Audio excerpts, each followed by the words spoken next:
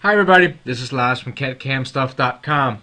In this video here, we're going to look into how you can make single EDM electrodes with SOLIDWORKS. This is going to be the good old-fashioned way, and then in the next video I'm going to show you how you can use a SOLIDWORKS add-in called Electrode that can do this a lot faster and also add some pretty neat features to it. So let's get to it here. I'm going to jump into SOLIDWORKS. And I have this cavity. This is actually taken out of the SOLIDWORKS mold class. So if you've taken that class, you'll maybe see that this looks a little familiar. I'm going to click up the clock here so we can kind of like keep an eye on the clock so we can compare how long this takes compared to when we do it in Electroworks, and you can kind of like see when we do the same thing how fast they're going to go. So let's get going on this. I am going to do this with the multi-body function. So you will see over here that I got one solid body over here. And I will consider this kind of like advanced when we start talking about multi-bodies and stuff like that. And this feature here, though that I'm talking about is slow and not as fast as Electroworks, you can actually use this same principle for a lot of cool things in SOLIDWORKS, such as creating fixtures and stuff like that. But let's get to it. Multi-body parts, how does it work? Well, I'm going to go over here on this part. I'm going to open up a sketch on the front plane here, or the top plane. And I'm just going to use one of my favorite, a rectangle. Just sketch something that's going to look somewhat like the solid body of the stock of this electrode that we're going to use. So I'm going to use my mouse gesture, and I'm going to put a width on here, and I'm going to make it 75 millimeters. And I'm going to make it about 200 wide, and I'm going to have a distance from the edge here on 25. So it's kind of like covering. This is the portion down here in the end that I wanna make sure I can go in and do with the single EDM electrode. And then the last thing I need to do is I need to center the electrode this way. So maybe just for the heck of it, we're gonna do it with instead of a dimension, we could do it with a center line out from that sketch, and maybe add a relationship from this edge to the center line and this edge, right? Then we can use symmetry, and then the sketch is locked in here. And here's our sketch fully defined, and I'm going to go ahead here and just extrude it out. It's going to go blind one way, and I don't really care much about this this height here. Maybe we make it 100. And then I'm going to go direction 2. Now direction 2, I just need to make sure that my electrode goes beneath this bottom here, right here, so it goes into the block. Okay, and the most important thing here is I'm going to uncheck merge result. That is going to give us two bodies inside one part file. We're inside a part file, but we have two different bodies in here. So this is a block by itself. If I go in and I hide this cavity, you will see that this is just one big block we just made there, right? And now what I'm going to use is I'm going to use the combine feature that you find under insert features.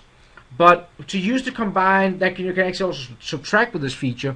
What we're going to do, to use that one, the one part goes away when we make the impression. So first what we have to do is we have to make a copy of this cavity. So I'm going to go down and use the move copy command, and that one is kind of a pretty cool feature. You can do different things with this one, but one of them is you can make a copy. So if we click on having the copy checked, I'm going to click on this cavity, hit the green check mark, and it comes up with a warning later saying no, we haven't done anything with this command other than just making a copy. And we can see now we got 3 features in here. So there's our copy of this cavity body here. Now I'm going to go into insert features, and I'm going to go into the combine. But the combine, we're going to use the subtract feature. There's a main, and then there is the bodies to combine. So the main one's going to be this electrode, and then what we're going to use down here is that copy we made, and the easiest thing is to pick it out of the tree. That one will go away now. So I'm going to hit the green check mark, and everything looks pretty normal, but as you can see here, we lost one of them, okay, and the combine now became this electrode. Let me just hide this cavity, and you will see that we actually got the impression here. So that's pretty neat. Now we still need to do a couple of things to this electrode. One of them is that we do not want these long from the holes, injector holes sitting here. So I'm going to go in and use the face command. There's a delete function, and the delete function has 3 different options. I'm going to use the delete and patch. That is one of my favorite ones. What it basically does is I'm going to select all these faces that I want to get rid of. And what is neat about this feature is that when you do that with the delete paths function, SOLIDWORKS looks at what is around these here, and it will actually eliminate that. So it's not how complicated the stuff is with moving, but it is what is around it, so it can actually kind of like patch it up. Next thing we're going to do is we're going to add some clearances in here. If we turn the cavity back on, we will see we need some clearances in here, and we definitely need some clearances in here too, or we're going to have some marks on our cavity. Let me turn the cavity off again. And what I'm going to do is I'm going to first go in here and just quick use our measuring tool just to see what the distance is. And that distance is 22.225. So what I'm going to do is I'm going to use another face command. I'm going to use the move command. And I'm going to go in here and under translate, select the two faces. And then I'm going to say I have my y-axis. I'm going to go in here and say minus 22.225, right? And then get rid of that like this. And you will see now that I just eliminated that. So that came down. I'm going to right click and do it one more time just to add the clearance on the last face here. Now this is one face. And maybe we're just going to do y minus 10.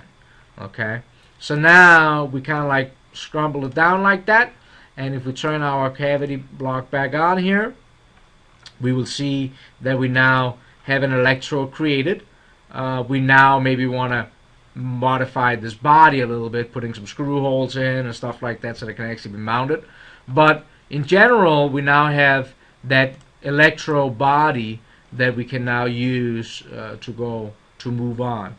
Now what we're going to do is the next video is that we're actually going to take doing the same thing, but we can use this add-on called Electroworks, and that one can actually just speed this process up, but also do a lot of other cool things. So I encourage you to check that video out if you have the time, and at least now you got an introduction into multi-bodies. So I hope you like the video. Take care.